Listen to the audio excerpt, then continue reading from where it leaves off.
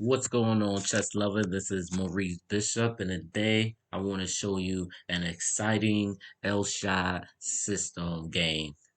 Crazy, man. I actually played. I played a strong player. He was pretty good. This was actually not a rated game. This was actually just casual or whatever. But I had an opportunity to actually play the Elshad system and everything. So after the game, I wound up telling them about what the system is and things like that. But check this game out, y'all. It's crazy. Obviously, I played as black. He played as white. He played C4 and I played on C6, D4, D6, knight C3, knight B to D7, obviously, knight F3, E6. He goes G3, I go G5 automatically. Bishop G2, and then Bishop G7. As y'all see, this is the Elshad system. For all y'all that don't know, the whole concept of the Elshad system is control all the dark squares, such as this on D4. That's what we want to do. And also create some king side attacks as well, with the son that we want to do too. Um, he goes H3. Obviously, he goes H3 to. I guess he was afraid of my pawn on G4. Pushing that pawn on G4. So I think he just wanted to put a stop to that. I go knight F8.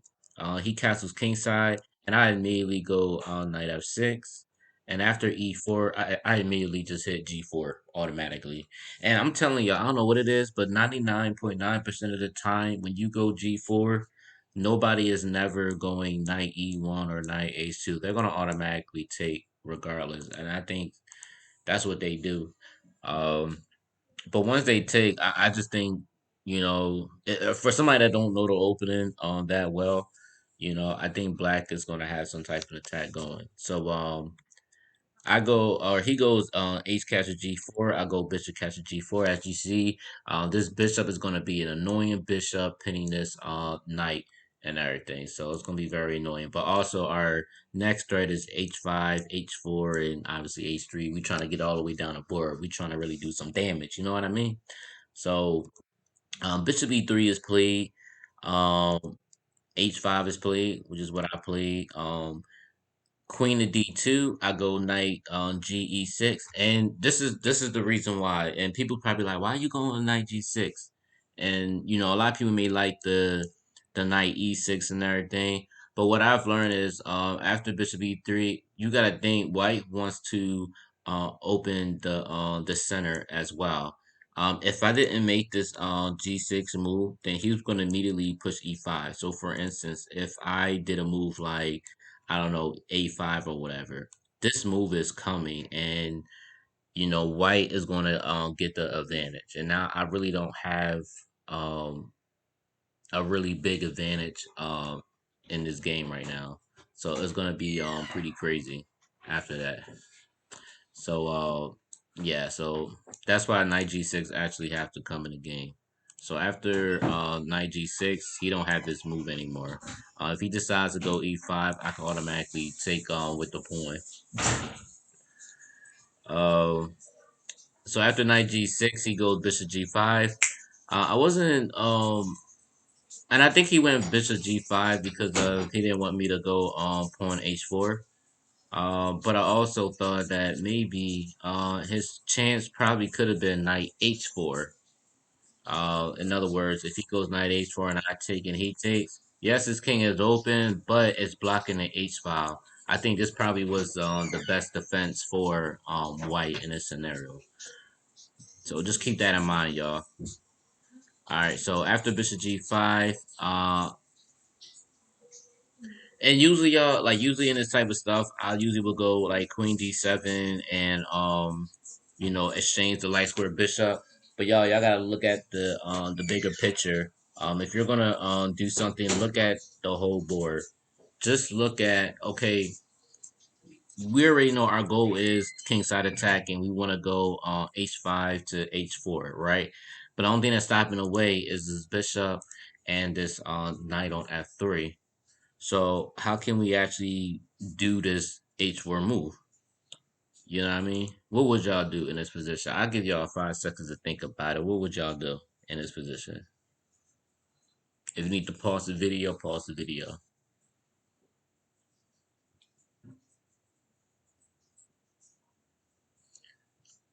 All right, y'all. So if y'all saw the move h4 again, you are wrong. But if you saw bishop catches f3, you are correct. Why we're giving up our light square bishop? Here's why. After bishop catches f3, um, h4 is played, and this is our goal. This is exactly what we want to do. We want to open up the king side position as much as possible. So we have to give it that light square bishop to do it. That's what we're gonna do. And crazy part is my opponent I guess he got nervous or whatever, things like that. So he just wound up taking the pawn. So I took back with the knight. He takes, and then I go rook catches h4. Now this is just dangerous. This is very, very dangerous, man. Uh, After rook after e1, bishop h6. Remember I told you about dark squares and everything. Now we got this bishop is freely and is active. It's just, whew, I'm telling y'all, man, this is crazy, y'all. Bishop h4, queen d3. I go queen d7. Obviously, I want to threat queen h3. That's my threat. And also if I can get, and the thing in my mind is if I could castle queen side and maybe get this rook in here, then this is going to be dominating, right? But my opponent goes on king f1.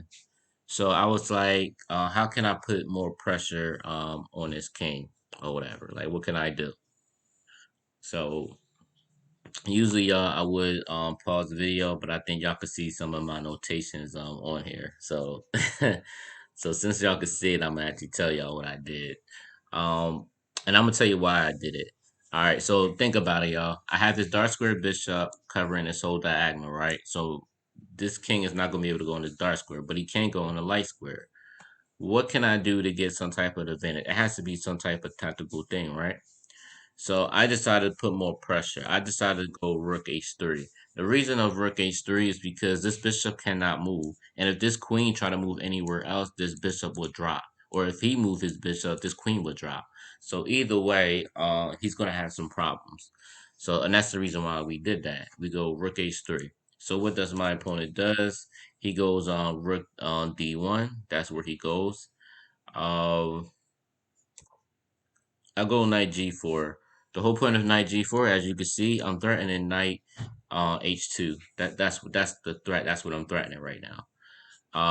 So obviously he's kind of forced to obviously he's forced to take this knight. Matter of fact, let's see what the engine say actually will be the best. Okay, so the engine says king e2 or whatever. Let's check that out. King e2, knight h2. This is still again. This is still winning for black or whatever. So he's saying go rook here.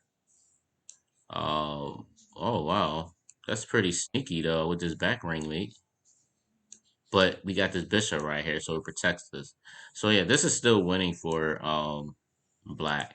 So I don't. Yeah. So the engine, that even the engine, he can't even find a really good move for white at all. So yeah. So oh my bad, y'all. But yeah, y'all. So that's why after knight g4, my opponent took. He takes. I go queen catches g4. So as you can see, I'm already threatening mate, and it really ain't too much he can really do after this.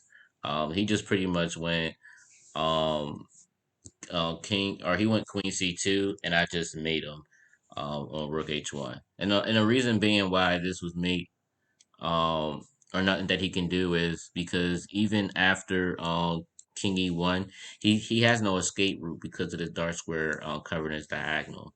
So even if I go here and he decides he want to move his queen here, it just doesn't matter though. You're just gonna lose your queen or whatever, and the game is gonna be all over after I move my king to d7.